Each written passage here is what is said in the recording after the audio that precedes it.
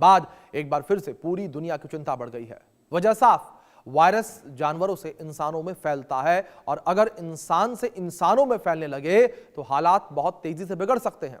आमतौर पर इसका सोर्स फल खाने वाले और चमगादड़ होते हैं। कभी कभी कच्चे खजूर के रस या फिर चमगादड़ों के द्वारा दूषित फलों के जरिए भी ये वायरस शरीर में पहुंच जाता है। सबसे डरावनी बात यहां पर इसकी यह है कि इसकी मृत्यु दर है जो कि करीब 40 से 75% तक की है। यही कारण है कि किसी भी देश में निपाह का एक भी केस मिलने की स्वास्थ्य एजेंसियां हाई अलर्ट पर चली जाती हैं। निपाह को खतरनाक बनाने वाली सबसे बड़ी वजह यह है कि अब तक इसका कोई भी पक्का इलाज नहीं है, यानी कि कोई भी वैक्सीनेशन नहीं है। अगर निपाह वायरस हुआ तो मौत लगभग पक्की। इलाज सिर्फ लक्षणों के आधार पर किया जाता है और कई मामलों में मरीज को आईसीयू में रखना पड़ जाता है क्योंकि उसकी हालत इतनी ज्यादा जो है वो अस्थिर हो जाती है। इस बीच हमारे साथ एक खास मेहमान जुड़े हैं, सिद्धार्थ हेल्थ एक्सपर्ट हैं। डॉक्टर सिद्धार्थ हमारे साथ जुड़े हुए हैं। डॉक्टर सिद्धार्थ, मैं आपका रुख करूंगा और समझना चाहूंगा मैं आपसे निपाह वायरस को लेकर, जिस तरीके से निपाह वायरस को लेकर कई सारी बातें जो है वो कही जाती हैं और इसे कहा जाता है कि अगर निपाह वायरस हुआ तो मौत पक्की। मैं आपसे समझना चाहूंगा निपाह वायरस को और इसके लक्षणों को और इसके बचाव को।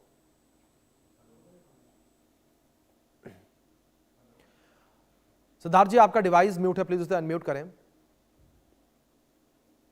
पहले तो मैं धन्यवाद देना जी। चाहूंगा आपको अभिषेक जी कि आपने ऐसे ज्वलंत मुद्दे को चुना और खास तौर पे जब पब्लिक हेल्थ से रिलेटेड इशू हो इसको आपके चैनल के माध्यम से बताने पहले तो दो तीन चीजें हम लोगों को क्लियर करनी है।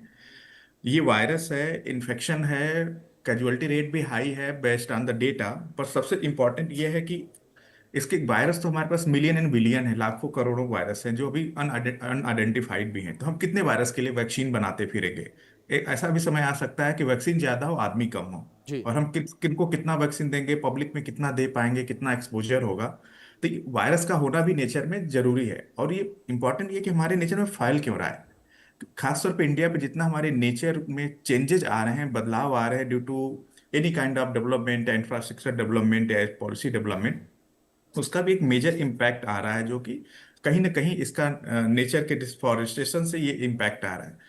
जो ट्रांसमिशन की अगर हम बात करते हैं स्पेशली वायरस में, तो इसका जो वायरस का ट्रांसमिशन है जो चमगादड़ के से जो रिपोर्टेड है, तो दो तरीके, या तो हम चमगादड़ के किसी डायरेक्ट कांटेक्ट में आए उसके बायोलॉजिकल फ्लूइड लाइक यूरिन है, स्लाइवा है, अगर उसके डायरेक्ट कांटेक्ट में आते हैं तो इन्फेक्शन की प्रोबेबिलिटी बनती है, या जी। फिर वायरस अपने होस्ट को सेलेक्ट करे, जैसा पहले भी रिपोर्टेड है मलेशिया में सुअर में हुआ था, ऑस्ट्रिया में घोड़ों से ट्रांसमिट हुआ था, और ह्यूमन टू ह्यूमन की भी प्रोबेबिलिटी बनती है, बट वो रेयर है। अगर वो हॉस्पिटल में कोई नीपा से इन्फेक्टेड केस एडमिटेड है और उससे ट्रांसमिशन किसी और को होता है तो एक संभावना बनती है। वैक्सीन नहीं है, ट्रीटमेंट जो हम इसकी गाइडलाइन, वायरल की ट्रीटमेंट वही जो हम एंटीवायरल दे सकते हैं वो देते हैं। जहाँ तक सिम्टम की बात है वो वही सेम सिम्टम जैसे कॉमन वायरल में होता है, फीवर होगा, हेडेक होगा, एचिंग होगी, थोड़ी सी एंजाइटी होगी, स्नोइंग होगी। तो ये जो सिम्टम है अदर वायरस की तरह ही है। जो क्लिनिकल हमारी जो ट्रीटिंग डॉक्टर हैं वो डिफ्रेंशिएट कर लेते हैं कि इसकी जो सिमिलर क्लिनिकल स्पेक्ट्रा है उसमें क्या डिसिमिलरिटीज है जो इसको आइडेंटिफाई करता है कि निपा है या कुछ और है, और इसका होस्ट ट्रांसमिशन किसके थ्रू आया है। तो ऐसा नहीं कि बहुत कैजुअलिटी इंक्रीज कर जाएगी क्योंकि इसमें ट्रांसमिशन बहुत रेयर होता है। कुछ केसेस फैले हैं, अब उस केसेस के रूट पे जानना होगा कि वो केसेस कहाँ से ट्रांसमिट हो रहे हैं, डायरेक्ट होस्ट है, इनडायरेक्ट होस्ट है, या ह्यूमन टू ह्यूमन ट्रांसमिशन हो रहा है, वो हॉस्पिटल से तो नहीं फैल रहा है। तो ये बहुत सारे ऐसी चीजों को हमें देखना पड़ेगा वेस्ट बंगाल में भी और झारखंड में भी जो भी केसेस रिपोर्ट हो रहे हैं। और जो सबसे इंपॉर्टेंट प्रिकॉशन की है, जो लोग उस प्रोफेशन में लाइक ताड़ी के बिजनेस में, या उनका जो जहाँ पे चमगादड़ का निवास है ज्यादातर, जैसे ताड़ हुआ या ऐसी जगहों पे, और अगर आप ताड़ी का सेवन कर रहे हैं या फिर ऐसी कोई cattle farming like pig farming में है या हॉर्स फार्मिंग में है, तो उसमें उनको थोड़ा सा प्रिकॉशंस लेने की आवश्यकता है जो डायरेक्ट सोर्स बन सकते हैं और टच में उनके बायोलॉजिकल फ्लूइड के कांटेक्ट में आने की जो प्रोबेबिलिटी है।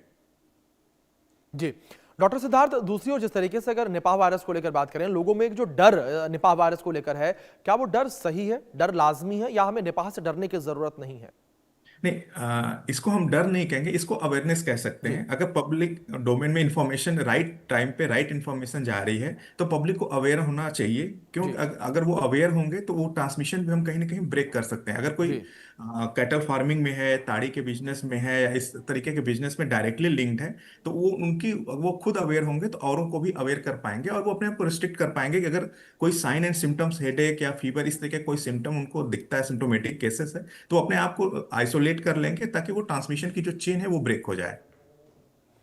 बिल्कुल। सिद्धार्थ जी, जिस तरीके से आपने जिक्र किया सिद्धार्थ जी, लेकिन दूसरी ओर जिस तरीके से लगातार एक चीज और ये कही जाती है, जिस तरीके से पहले भी बातचीत में आपने जिक्र किया वैक्सीनेशन का, आप इसके वैक्सीनेशन को लेकर क्या कुछ कहा जाता है, जहां एक और ये कहा जाता है कि ये बीमारी लाइलाज है, क्या ये वायरस पूरी तरीके से लाइलाज है या दूसरी जो मेडिसिन हैं उनसे इस पर काबू पाया जा सकता है?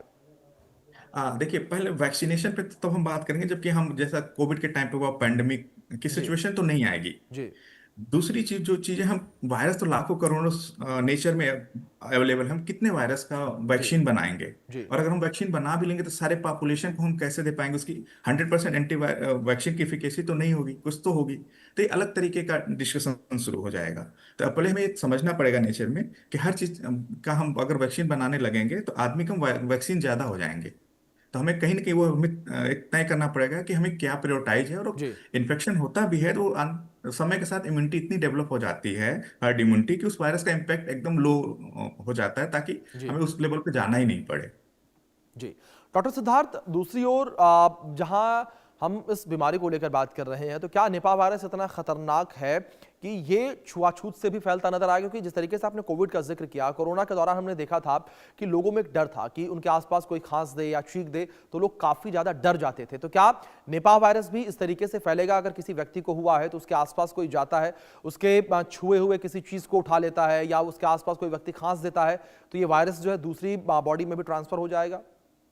देखिए, जैसा मैंने कहा कि अभी human to human rare transmission का है, वो जी डिपेंड वही करेगा कि कोई इन्फेक्टेड ह्यूमन अगर जी हॉस्पिटल में एडमिट है, वो हॉस्पिटल में जो ट्रीटिंग कंसल्टेंट हैं, डॉक्टर्स हैं, वो ऑलरेडी प्रिकॉशंस लेते हैं ना, सबके वायरल के एक प्रोटोकॉल्स बिल्कुल। होते हैं, वहां से मतलब डॉक्टर सिद्धार्थ रेयर से केसेस समझा में जाए कि ट्रांसमिशन बचाव हो ही सकता सबसे बड़ा उपाय इस है। वक्त उपाय मौजूदा समय में ये है। डॉक्टर सिद्धार्थ, बहुत शुक्रिया आपका जुड़ने के लिए, बातचीत करने के लिए। वक्त